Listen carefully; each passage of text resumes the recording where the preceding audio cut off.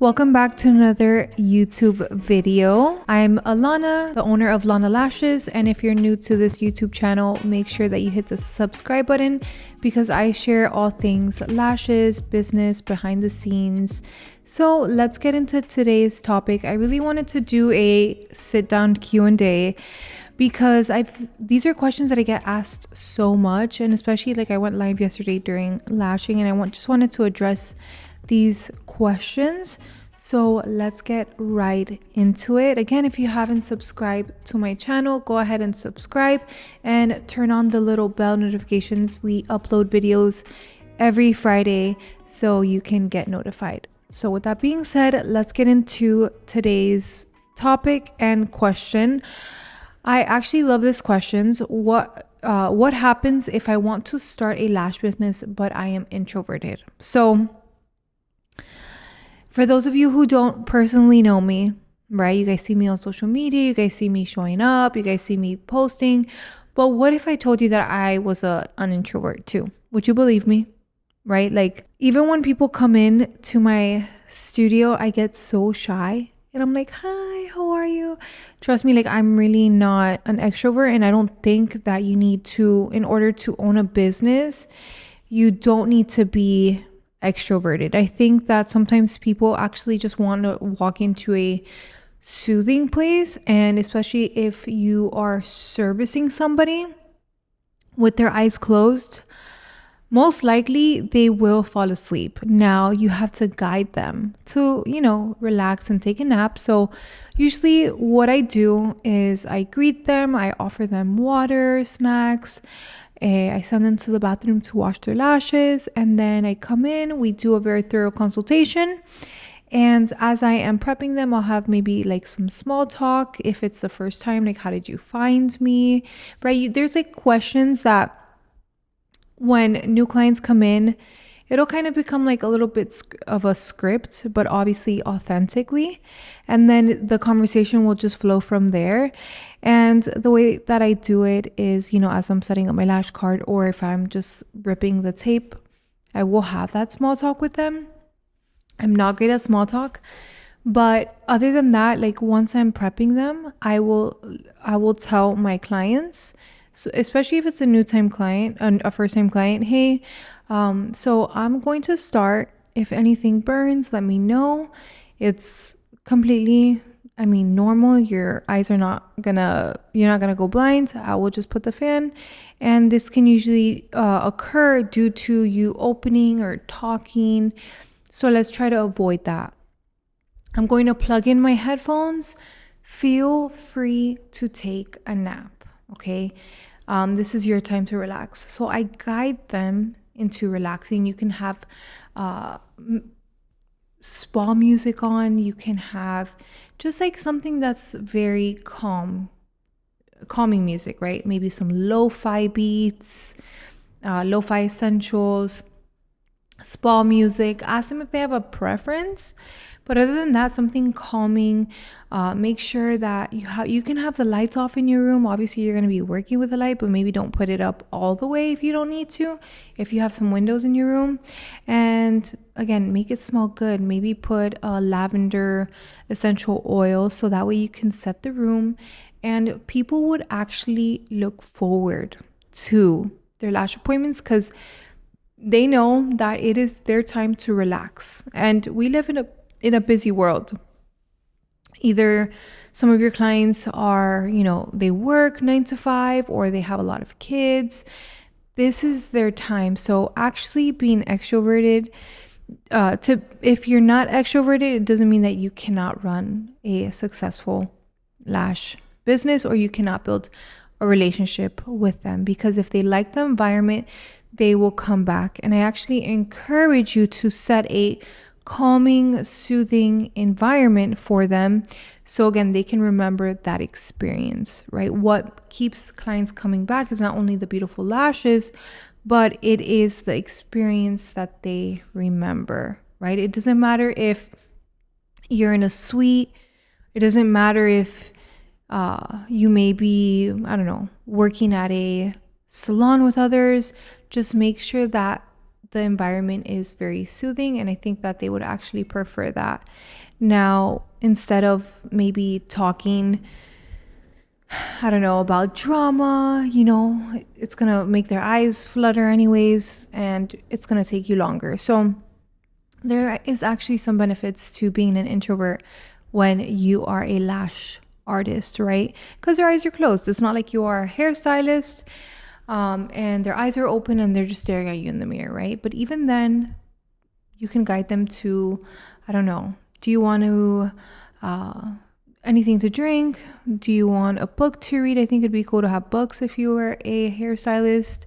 I don't know, keep them entertained. But other than that, I totally get it. Being an introvert, I'm the type of person that actually runs away from crowds. If there's a crowd, I'm not going. And actually, that's like one of the reasons why I haven't gone to like many lash conferences, believe it or not. I mean, yes, I do have kids and I am 7 months pregnant, but I don't like crowds. Not because I don't like people. I actually love people and have a big heart, but there's something about crowds and talking to people that makes me a little nervous, which is something that I'm working on. Okay, let's get into question number 2. So how do I start a lash business if I am a stay-at-home mom with 2 under 2? And I got this question asked yesterday, and I thought that we need to praise more stay-at-home moms. I get it. Social media is full of business and success and luxuries, but I think that we also have to go back and remember what's actually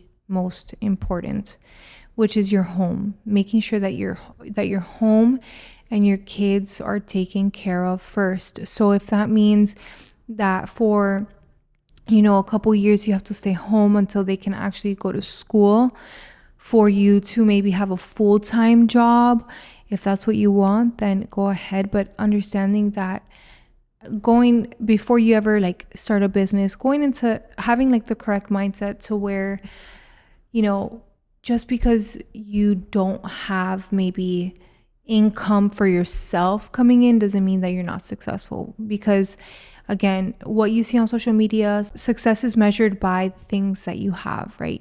What kind of car you drive, which I actually ended up selling my G-Wagon because I didn't want it anymore. It didn't really mean anything to me, and it was kind of just a waste of money, and I got it for the wrong reasons, right? Because I thought that that's what would measure to my success, right? If I had a nice car, then I was successful, but that is not the case. What is really successful is, living a Christ-like life, having principles and having boundaries in your life to where, you are truly happy with very little, right? And I'm not saying that being rich is going to make you miserable or makes you a bad person, but understanding the motive why you want to build something, right? Why you want to take a lash course. And I get it, you want to have some funds, but what is the real reason why? Is it because you want to have funds in order to support your kids or give them some things, or just to see them having a working mom while balancing a family life at home? Like, what is the real reason why? Because if it's just money, then you're going to burn out really fast. You're going to do it for the wrong reasons. And yes, we all need money, but understanding that your family comes first is more important. So I really do think that having that mindset to where, hey, even if I'm a stay-at-home mom with 2 under 2, that still means that you're very successful, because that is not easy and that should be praised more, and that is your first ministry. So anyways, how would you start it? So the reason why I love, and not because it's mine, but the reason why I love online courses, and for example my online lash academy, is that you can go back and rewatch videos at your own pace. So what I would do, I know I have kids, so 2 under 2 is a lot. It's literally more than full time, because you're up before the sun and you probably go to bed so late. So it's more than a full-time job. It's more than 40 hours. It's, I don't know, 80 hours, but it's disregard the hours that they're not sleeping, right? Or that they are sleeping. And even then, you still don't ever fully rest, because let's say they're sick or they wake up at night or they just always need their mom, right? But anyways, what I would do is maybe start to get them into bed a little bit earlier, maybe 30 minutes earlier. I know that sometimes things go unexpected and that's okay, right? That is okay, because while it is important to have a routine, things happen, life happens. So what I would do is get them into bed maybe 30 minutes earlier and then set that time to study, right? Study online, start going over theory, start taking notes. And again, this is time maybe where you put the laundry to wash and then you go and study. And then by the time that your laundry is done, you can put it into the dryer. And then maybe that's your study time. You do laundry and study at the same time, right? So that's what I would do. I would maybe do it 5 days a week for an hour at night, and you can totally do that. This is not a race. Just go back first, do theory, go over the Wispy Classic first, start practicing on a mannequin, right? And then maybe on a Saturday, ask your mom or a cousin to watch them for maybe 4 or 5 hours while you do your first lash model. And then what I would do is submit that lash model for homework, and then we'll check it. And then once you receive a certificate, go on to the Mega Wispies that I have in my course. Then same thing, Monday through Friday, that hour. Again, you might miss a day. It's totally okay. Same thing. Get a babysitter for a few hours, do a lash model, boom. And as you're doing this, you can actually document the process. TikTok, this is like content that TikTok will love, right? So for example, now my creative brain is going with content. I can literally make content calendars for hours. That's something that like you can start to build your brand without even having to do models every single day or post. Like, take them on the journey with you, and then they're going to be so invested that by the time that you open your books, right, it may be that your kids go to school part-time now because now they're 3 or whenever you like, right? Your books open up from 9 to 1 and now you're fully booked because you've built a brand and they've been so invested in your journey on how some like the hook of the video could be like starting a lash business with 2 under 2. Come watch me. And then it could be like your nighttime routine and then you studying. And then the next post could be again your morning routine, nighttime routine, and then maybe some practice work of your mannequin. I don't know. But like you're never gonna feel like it's the right time to start. But if you get creative with it, just like how I said, and that's actually like such a great way to build on TikTok. Like if you post at least 4 times on TikTok a week doing that, I think that you'd go viral. And like by the time that you do open up your books, you will probably be fully booked. So that is some awesome advice that I would have done if I was doing that. So it's never too late to start. I think it's totally doable. Remember, it's not a race. I rather you learn really good eye styling foundations, which is a lot of theory, a lot of listening, a lot of learning, a lot of asking questions, and then start doing, real life models as well. So it's doable. You just have to be patient and take care of your first ministry first, okay? Moving on to the third question. I'm struggling with proper technique. I would like to learn more about picking up lashes, dipping them in the adhesive properly, and placement. Okay, so it sounds like you may need a proper course. And I always say this, don't always go for the cheapest course. Don't always just go for a random course. Actually invest in a course that you like, their branding, their teaching, and their style. Because again, once you adopt these techniques and then you go and learn a new method, it's going to be hard to unlearn and then relearn.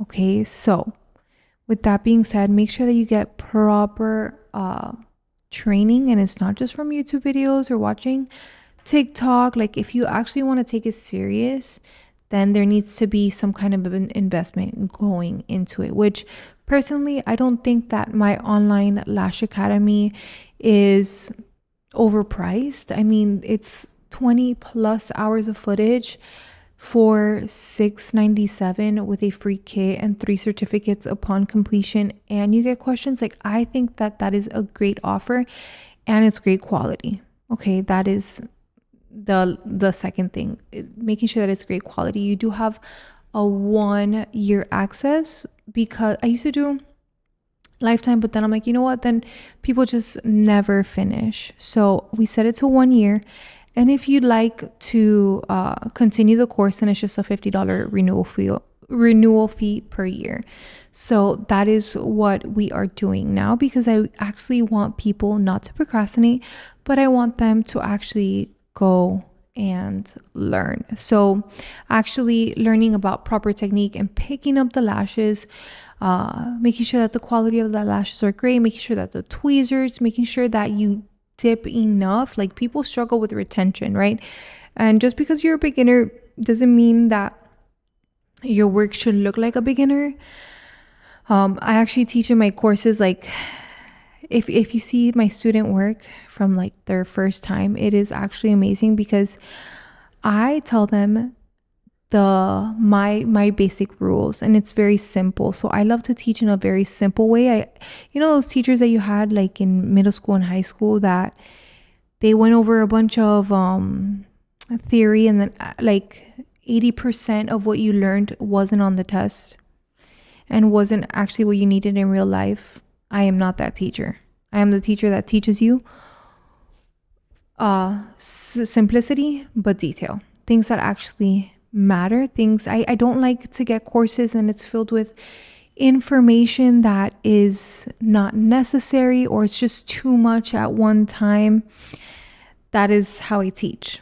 So let's go on to the next question. So I want to learn more about hiring and building a team, and how to know when the business can actually afford to hire, and how to create a good team culture. So this is a question that is actually more for, I guess, Danielle, my operations manager, and my husband, because he is more of the finance guy and Danielle is more of the operations. But one thing that I can say from experience is, make sure that you set everything straight from the beginning. Make sure that you have boundaries, contracts in place. Make sure that you have a great environment, and you just don't hire to hire. You actually want to make sure that that person is a good fit for your team. Hence why I only have one lash artist here at Lana Lashes. I'm just really picky. I can have, 5 or 6, and I can have a full running salon right now, but I choose not to, because it takes, months for me to train somebody properly and put them on the floor for commission. So if I were to train maybe 5 techs at the same time, yes, they would have okay work, but in order to learn every single set, it does take time. That's why if you're going through my online academy, make sure that you're taking your time. It's not a race. And I always say this, go in order. Go from Wispy Classics to the Mega Wispies, then to my Advanced Wispy course, and then go through my tutorials, right? Go through the ebook looks, because once you understand good foundation, styling, how to hand make fans, layering, now you can put all of those into the ebook look tutorials. If you don't have all of those, then the ebook looks, right, like the baby set, the Ardell set, are not going to come out how you see it in my videos or how I would like it. So there is a lot of foundational work that we need to go through. But other than that, when it comes to hiring, again, you want to make sure that you have contracts, culture, boundaries. You want to just touch on customer experience. You want to be realistic with how much money they're going to make. I've had people come to me saying, hey, I want to make 10K a month with X amount of commission. I want to work 6 days a week. Let's go. And I'm like, wait, hold on.